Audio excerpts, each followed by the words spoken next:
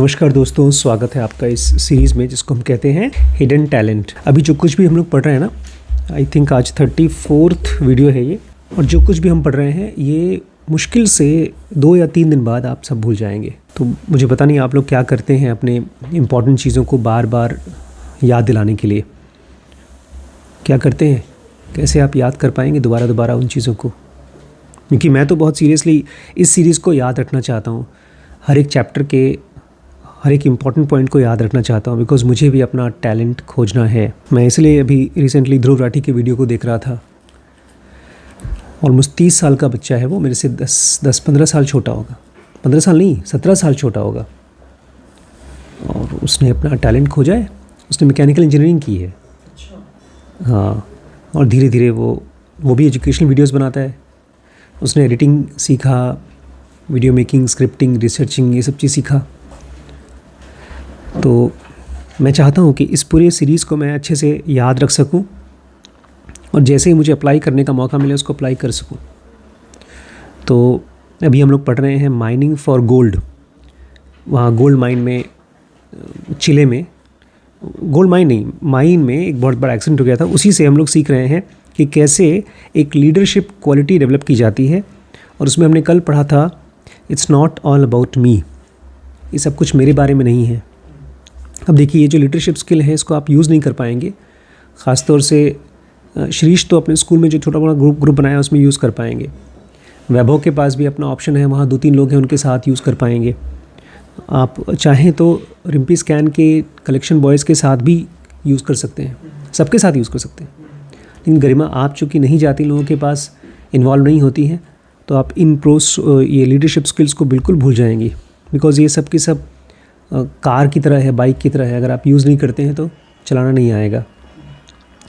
तो इसमें हमने कल पढ़ा था कि एक्सट्रोवर्ट जो लोग होते हैं उनको माना जाता है अच्छे लीडर्स, लेकिन ये ज़्यादा नुआंस्ड था और ज़्यादा बारीक चीज़ था। Leaders play an important role in establishing cohesion. अभी आप लोग देखते हैं अक्सर हम लोगों के यहाँ, चाहे डीप नॉलेज में या रिम्पी स्कैन में, अल्ट्रासाउंड डिपार्टमेंट में या लैब में, होता है नॉन कोहेजन, लड़ाइयाँ, मिसअंडरस्टैंडिंग।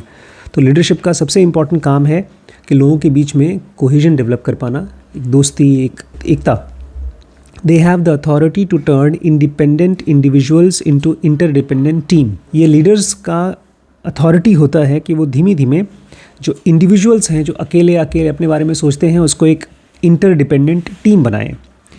उसको बेस्ट आइडियाज़ ब्रेनस्टॉर्मिंग से नहीं मिला। Instead, he and his colleagues established a global brain writing system to crowdsource, search and rescue proposals from diverse network of contacts. इन्होंने अपनी टीम में नहीं, एक ग्लोबल, पूरी दुनिया में ब्रेन राइटिंग सिस्टम को लिखवाया, खुजवाया, क्राउड सोर्स किया, मतलब पूरी दुनिया से इकट्ठा किया, ताकि उनको अलग अलग डाइवर्स नेटवर्क ऑफ कॉन्टैक्ट से, दुनिया में जितने भी लोग हैं जिसके पास जो भी आइडियाज़ हो सकते हैं, वहाँ से उनको बेस्ट आइडियाज़ मिल सके, और इस चीज़ से वहाँ पर हैवॉक ना हो जाए, कन्फ्यूजन ना हो जाए। इसलिए ये सारा का सारा आइडियाज़ रिसीव करने का काम 100 मील दूर सैंटियागो में रखा गया। एक तरफ जहाँ काम चल रहा है, ड्रिलिंग का काम चल रहा है, बचाने का काम चल रहा है, वो अलग, और जो आइडियाज़ लेने का काम है वो अलग। That team gathered submissions from around the world via Chile's Ministry of Mining website. तो वो जो टीम थी, चिले की वेबसाइट, जो माइनिंग की वेबसाइट थी, उस पर लोगों से आइडियाज़ गैदर करती थी। बहुत अलग अलग टाइप के लोगों से उन्होंने आइडियाज़ लिया।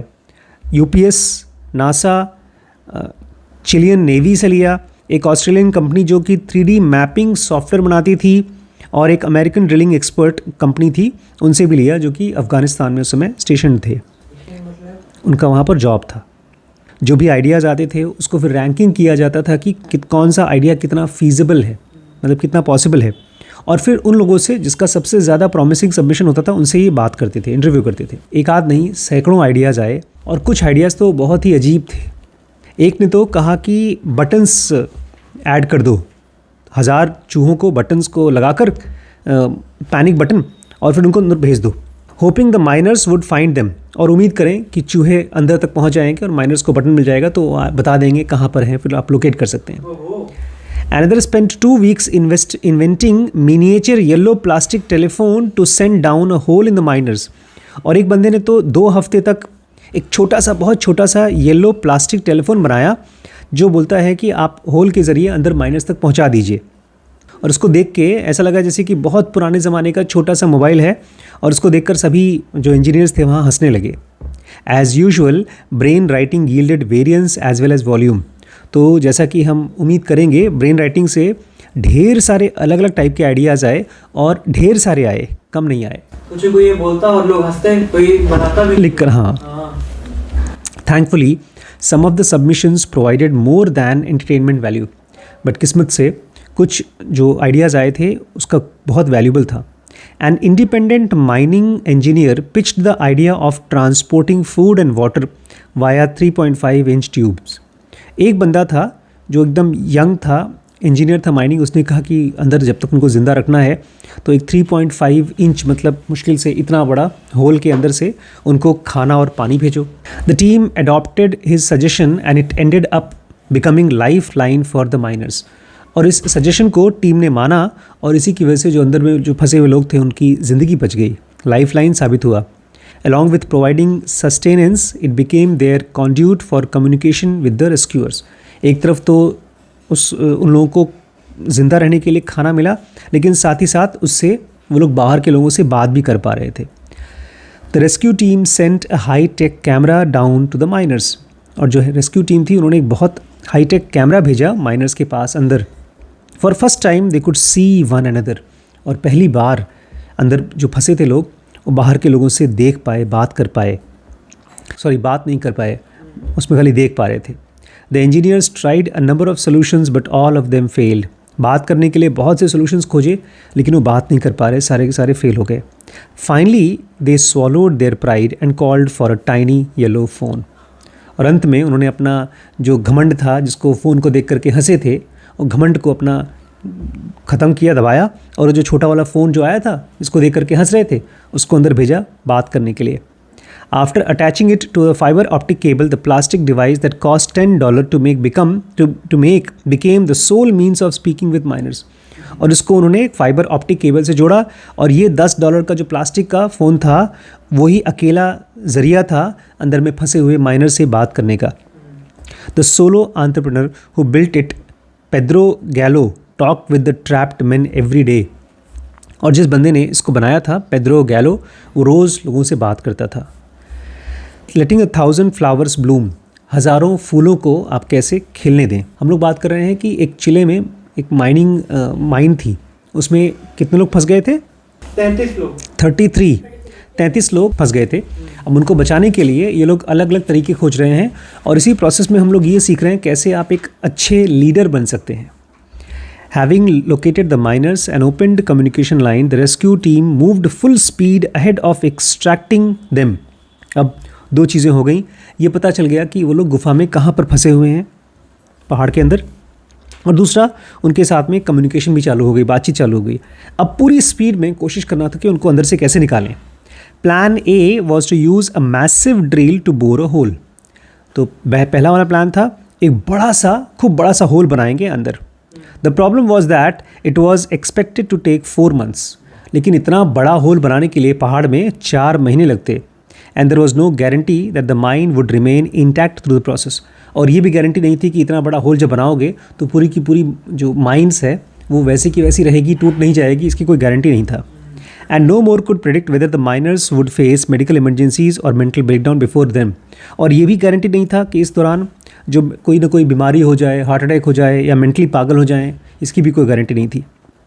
Most extensive analysis of the collaboration lesson from the rescue team was led by colleague Amy Edmondson, कौन है पता है? जिसकी किताब तुम पढ़ रहे हो। हाँ। सबसे ज़्यादा एक्सटेंसिव एनालिसिस किया कोलैबोरेशन लेसन जो हमने पढ़ा, इस रेस्क्यू टीम में लोगों का कोलैबोरेशन मतलब एक दूसरे से कैसे काम कर रहे थे, इस चीज़ को एमी एडमंडसन ने लीड किया। She started her career as an engineer. अब थोड़ा सा उन्होंने अपना करियर चालू किया एक इंजीनियर की तरह, और फिर वो डिसाइपल बनी रिचर्ड हैकमैन की, और अब वो दुनिया की एक बहुत अच्छी फोरमोस्ट सबसे ज़्यादा जाना जाने वाली एक्सपर्ट हैं टीम्स को मैनेज करने के लिए सिखाती हैं अलग अलग जगहों पर। और कहते हैं कि जब मैं उनसे बात करा था एमी से, तो उन्होंने मुझे कहा कि एक ख़ास स्टोरी है, उसको तुम थोड़ा मालूम करो तो तुम्हें मालूम पड़ेगा लीडरशिप में क्या चीज़ काम आती है, कैसे टीम से काम कराया जाता है। एक ख़ास स्टोरी, अगर उसको तुम देखोगे तो तुम्हें वो सोने की कीमत के बराबर होगा। One day a young engineer name Igor Prostakis, एक छोटा सा यंग इंजीनियर जिसका नाम था इगोर प्रोस्ताकिस, यंग बंदा जो अभी भी पास आउट हुआ है, वो वहाँ पर ड्रिलिंग के सामान, जो होल करने वाले सामान देने के लिए आया था। तो उसकी मुलाकात एक जियोलॉजिस्ट से हुई। He told them about the idea he had to access the miners faster. तो उसने कहा मेरे पास एक आइडिया है, अगर उससे हम लोग काम करेंगे तो हम इनके पास जल्दी पहुँच जाएंगे, माइनर्स के पास। It was bold alternative to plan A. Young था एकदम, ज़्यादा कोई उसका से नहीं था, लेकिन उसने कहा जो भी प्लान ए चल रहा है बड़ा सा होल बनाने का, उसकी जगह दूसरा प्लान है ये। Instead of slowly drilling a new hole, what if they rapidly expanded one of the existing holes.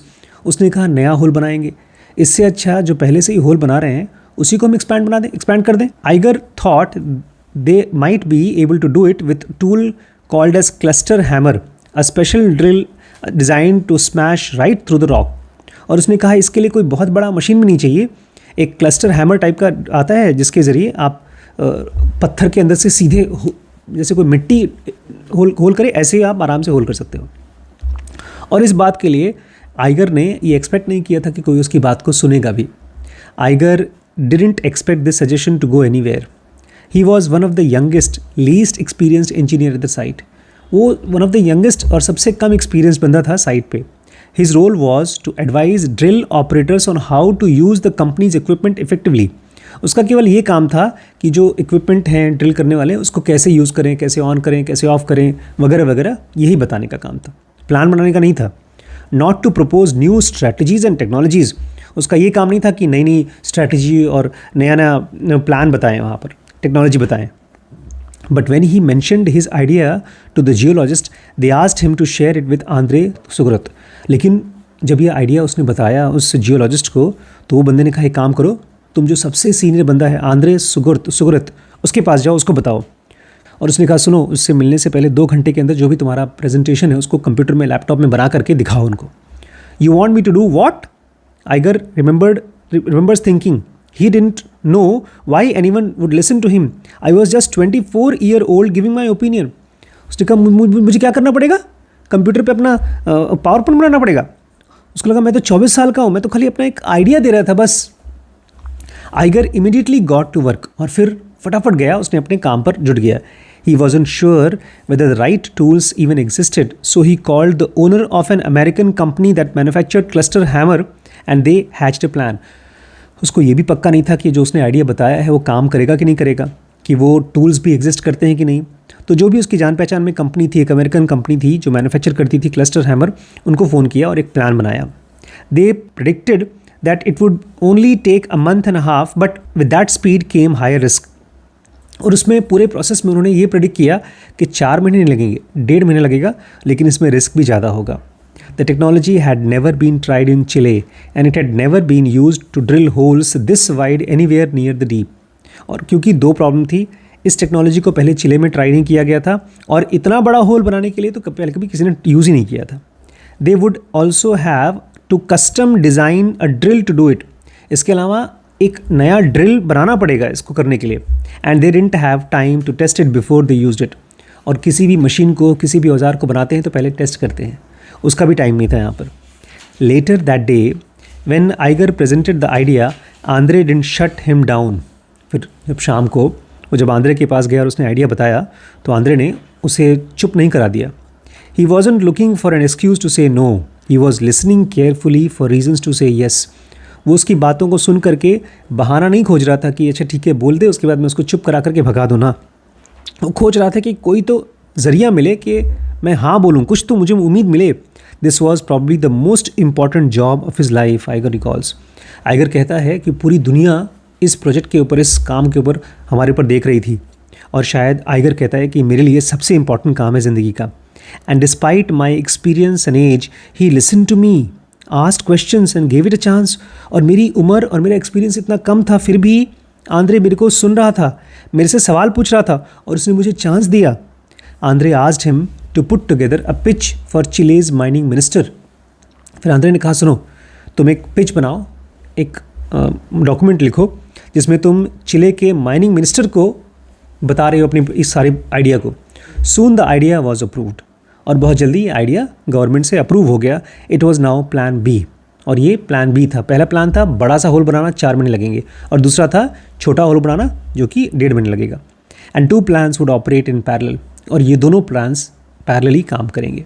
बहुत सी बड़ी बड़ी संस्थाओं में आइगर जैसे जो बच्चे होते हैं उनके आइडियाज़ को तो कोई सुनता भी नहीं है, उसको यूज़ करना, उसको अप्लाई करना तो ये तो भूल ही जाओ। In a normal organisation he would never have spoken up. अगर एक नॉर्मल संस्था होती तो उसकी कभी हिम्मत भी नहीं होती बोलने की। लेकिन ये एक अलग टाइप का क्लाइमेट था, यहाँ पर सब एक दूसरे की बातें सुन रहे थे। उसको भी लगा मैं बोल सकता हूँ, और उसको बोला और उसकी बात सुनी गई। We normally call that a climate for voice and psychological safety. इसका नाम है, ऐसे माहौल में जहाँ पर लोग अपनी बातें बोल पाते हैं उसको बोला जाता है क्लाइमेट फॉर वॉइस, कि अपनी आपकी आवाज़ सुनी जाएगी और जो कुछ भी आप बोलेंगे उसके लिए आपको डांटा नहीं जाएगा, चुप नहीं करा दिया जाएगा। इस तरह का माहौल हमको अपनी संस्था में बनाना चाहिए। इस चीज़ के पुख्ता एविडेंस हैं, गवाह है कि अगर जो लीडर है वो अपने जूनियर्स को प्यार से देख ले तो भी उनको हिम्मत आ जाती है अपने आइडियाज़ बताने के लिए। But as I dug into Amy's research something caught my eye. लेकिन जब मैं एमी की रिसर्च के ऊपर और खोज रहा था तो मुझे कोई और नई चीज़ पता चली। The rescue leaders hadn't just established a climate, they had built an unconventional system for making sure that the idea were carefully considered rather than dismissed। कह रहे हैं कि वहाँ पर खाली क्लाइमेट नहीं बनाया गया था जहाँ पर लोगों की बातों को सुना जाएगा, बल्कि वहाँ एक अनकन्वेंशनल, एक नए तरीके का सिस्टम बनाया गया था जहाँ पर हर एक आइडिया को ध्यान से सुना जाता था और उसको डिसमिस नहीं किया जाता था। And it's a system that I have seen unlock collective intelligence in all kinds of setting. और ये सिस्टम जहाँ कहीं पर भी आप लगाएंगे वहाँ पर कलेक्टिव इंटेलिजेंस, ग्रुप का इंटेलिजेंस बाहर निकल के आएगा, चाहे किसी भी सेटिंग में हो, किसी भी कंपनी में हो। इसको हम लोग समझेंगे by the name of barbarians against the gatekeepers. जब भी आप किसी कंपनी में काम करेंगे, किसी भी ग्रुप में काम करेंगे, तो आप या तो बारबेरियन हो सकते हैं। बारबेरियन मतलब एक तरह से जंगली, गुंडे टाइप के, या तो गेट कीपर्स होंगे जो कि चौकीदार हैं, जो डिसाइड करता है कि अंदर कौन जाएगा कौन नहीं जाएगा। In most work places opportunity exists on a ladder. इसको समझिएगा, ज़्यादातर जो काम की जगह है वहाँ पर जो मौके होते हैं वो सीढ़ियों के रूप में होते हैं। The person immediately above you is in charge of decision about your growth. जो भी इंसान आपके सीधे डायरेक्ट ऊपर है, आपका बॉस, वही आपकी ग्रोथ के लिए डिसाइड करता है। अगर उसने आपके लिए ख़राब चीज़ बोल दिया तो आपकी ग्रोथ नहीं होगी, उसको खुश करना होता है आपको। Your direct boss sets your job description. जो आपका डायरेक्ट बॉस होता है वो आपके जॉब डिस्क्रिप्शन को सेट करता है। वेट्स योर सजेशन, वो आपकी सजेशन को सुनता है। And determines your readiness for promotion, और वही डिसाइड करता है कि आपको प्रमोशन मिलना चाहिए कि नहीं। If you can't get your boss to hear you out, your proposal is toast. और अगर आपके बॉस ने आपकी बात को सुना और बड़ा बकवास है तो फिर आपका प्रपोजल बकवास फेंक दिया जाएगा। ये सिस्टम बहुत ही सिंपल है, अपने बॉस को खुश रखो। But it's also stupid. It gives one individual far too much power to shut creativity down and shut people up. मुझे लगता है नोकिया जैसी कंपनीज़ में या जो भी कंपनीज़ फेल होती हैं उसमें यही सिस्टम होता है। बोलते हैं ये सिस्टम बहुत बेकार है क्योंकि इसमें एक बंदे को बहुत ज़्यादा पावर मिल जाती है क्रिएटिविटी नीचे के लोगों को रोकने के लिए। मान लीजिए मेरे नीचे 100 लोग हैं, अब नीचे जो 100वां आदमी है, 100वां नहीं, हाँ 100 लोग हैं जो अलग अलग टीम में काम करते हैं, और उसमें से 10 लोगों के पास कुछ क्रिएटिव इन्फॉर्मेशन है, मेरे तक पहुंची नहीं क्योंकि उनके बॉस ने देखा, उन्होंने बेकार बोल दिया। अब उसकी बहुत सी वजह हो सकते हैं, बॉस की इनसिक्योरिटी, भाई उसकी आइडिया सुन लिया जाएगा तो उसको प्रमोशन मिल जाएगा, वगैरह वगैरह। A single no is enough to kill an idea और इवन स्टॉल अ करियर। अगर आपके बॉस ने ज़रा सा ना बोल दिया तो आपके करियर को, आपके आइडिया को मार दिया जाएगा, या तो शायद आपको करियर को ही रोक दिया जाएगा, आप ऊपर बढ़ेंगे नहीं। It's easy for managers to find reasons to say no.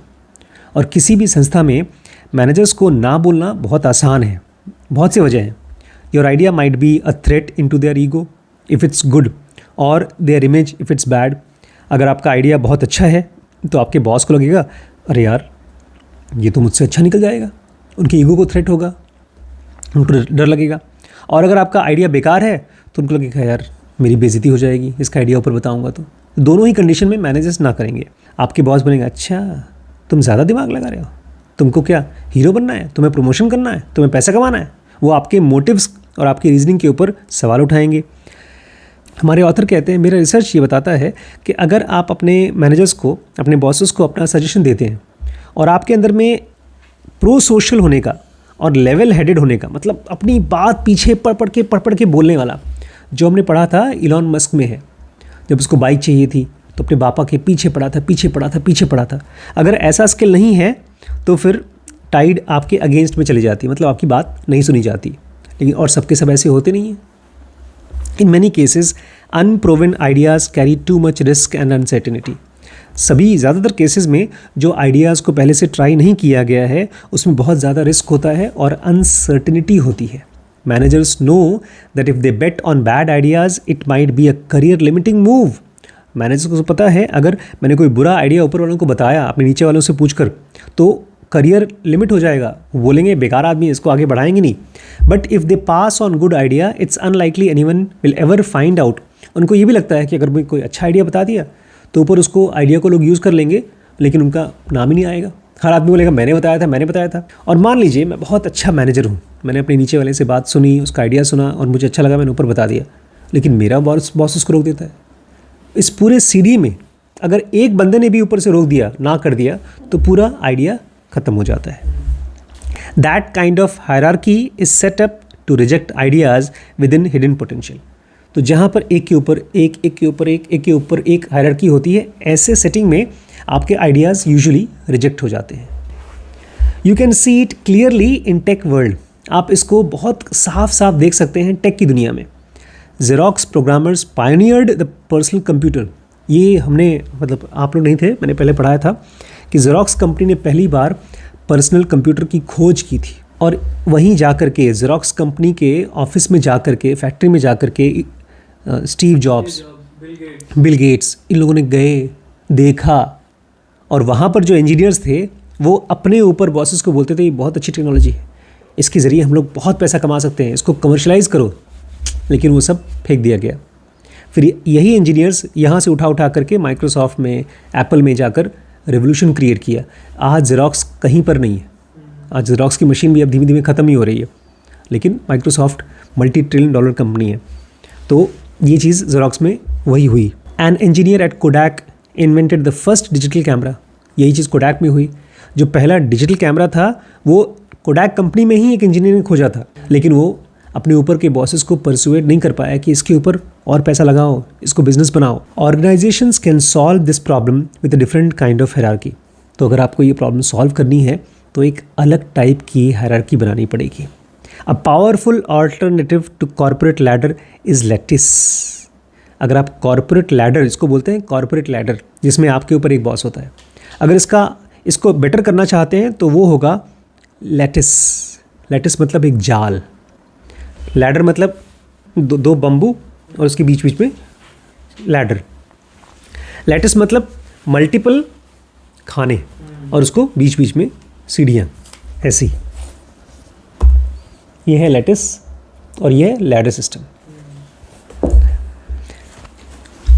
A physical lattice is crisscrossing structure that looks like a chess board.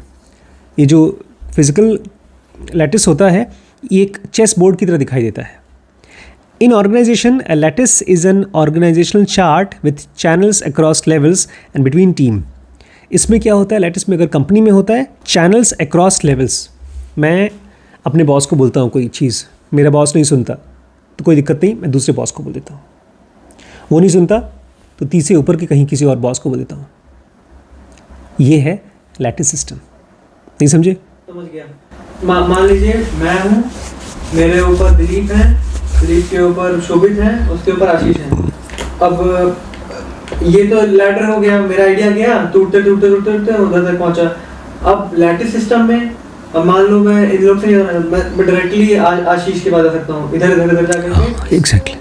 rather than one path of reporting and responsibility from You to your people above you in a hierarchy, a lattice offers multiple paths to the top. बजाय ये कि आप एक आदमी को ऊपर पूछें, बताएं, वो सुने ना सुने, कोई दिक्कत नहीं है, आप मल्टीपल लोगों के ज़रिए ऊपर पहुंच सकते हैं, अपनी आइडिया को ऊपर बता सकते हैं. A lattice system isn't matrix organization. कह रहे हैं कि लैटिस सिस्टम मैट्रिक्स ऑर्गेनाइजेशन नहीं है. You are not stuck with 8 different bosses breathing down your neck like in office space. बोल रहे मैट्रिक्स ऑर्गेनाइजेशन में क्या होता है, एक आदमी का 8 बॉस होते हैं, 8 को रिपोर्ट कर रहा है. ऐसा नहीं होता. You don't have multiple managers holding you back and shooting you down. आपके ऊपर मल्टीपल मैनेजर्स नहीं हैं जो हर कोई आपको डांट रहा है और आपको नीचे दबा रहा है. The goal is to give you access to multiple leaders who are willing and able to help you move forward and lift you up. Basically यहाँ पर आपके ऊपर दबाव नहीं पड़ रहा है, आपके पास एक्सेस है मल्टीपल बॉसेस तक पहुँचने का, ताकि वो आपको हेल्प कर सकें और आगे बढ़ने में. इसका सबसे अच्छा एग्जाम्पल समझने के लिए आप एक कंपनी को देखिए जो WL गोर के नाम से है. ये कंपनी गोर टेक्स ग्लव्स बनाती है और जैकेट्स बनाती है.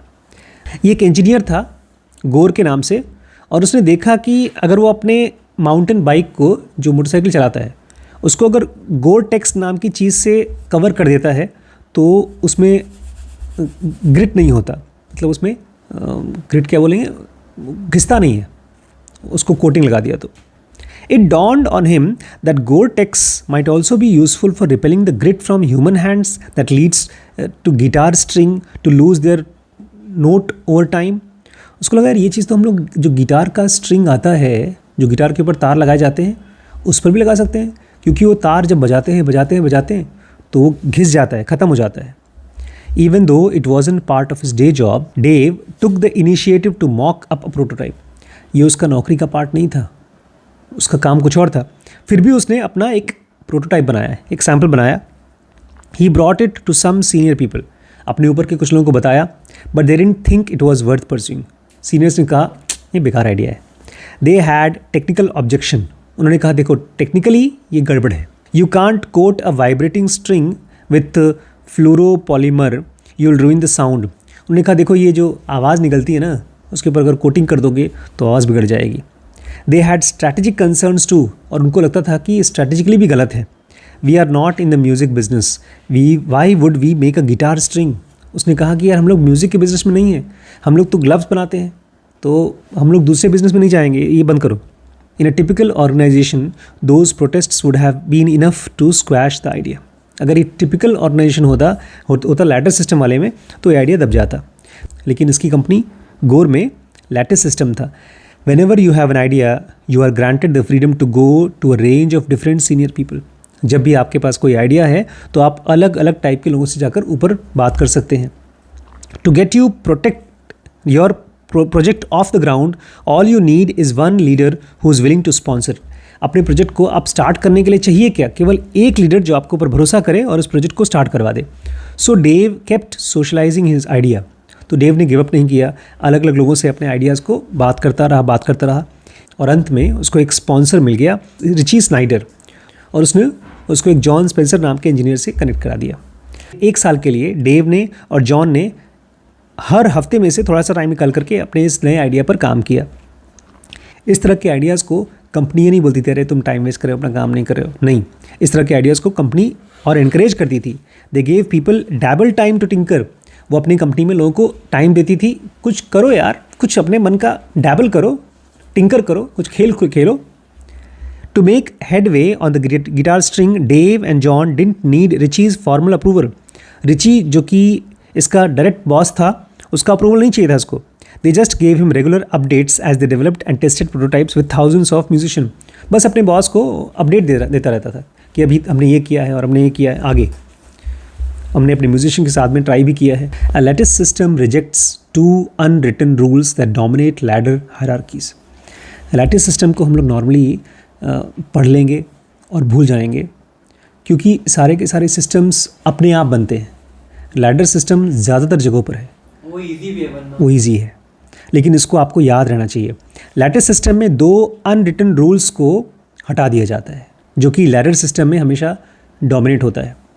Don't go behind your boss is back. Ladder system में कहा जाता है सुनो, अपने बॉस को बाईपास मत करना। और दूसरा एबव, बिहाइंड योर बॉस और एबव योर बॉस, दो रूल ये हैं कि अपने बॉस के पीछे उसको बिना बताए कुछ मत करो, और दूसरा कि अपने बॉस के साथ जा कर के दोस्ती मत कर लो। तो ये रिजेक्ट करता है लैडर। अगर लैडर सिस्टम होता है तो उसमें ये चीज़ मान ली गई है कि अच्छा तुम्हें अगर कुछ कहना है तो दिलीप जी को बोलो, दिलीप जी मुझसे बोलेंगे, क्योंकि वो तुम्हारे बॉस है, उनको बाईपास मत करो।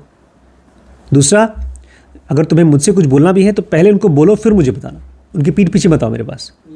ये है लैडर सिस्टम में। ये दोनों चीज़ें हट जाती हैं लैटिस सिस्टम में। ये इम्प्लिसिट रूल है, मतलब नहीं बताया नहीं जाता, बोला नहीं जाता। ये मान लेते हैं लोग, ठीक है यार जो मेरे बॉस हैं उनको मुझे बताना चाहिए, नहीं तो उनको ख़राब लग जाएगा। इसीलिए ज़्यादातर लोग अपनी बातें अपने ऊपर के बॉसेस से बोलते नहीं हैं, क्योंकि कोई सुनता नहीं है। The purpose of lattice system is to remove punishment for going around and above the boss. Lattice system इसलिए बनाया जाता है ताकि लोग पनिशमेंट ना दें। अगर आप अपने बॉस की बात को उनको समझाया, वो नहीं मान रहे हैं, तो आप किसी और से बता दें तो गलत नहीं माना जाएगा, ताकि आइडियाज़ नीचे से उठ करके ऊपर पहुँचें। क्योंकि जो आइडियाज़ होते हैं वो पब्लिक के इस्तेमाल से निकल के आते हैं।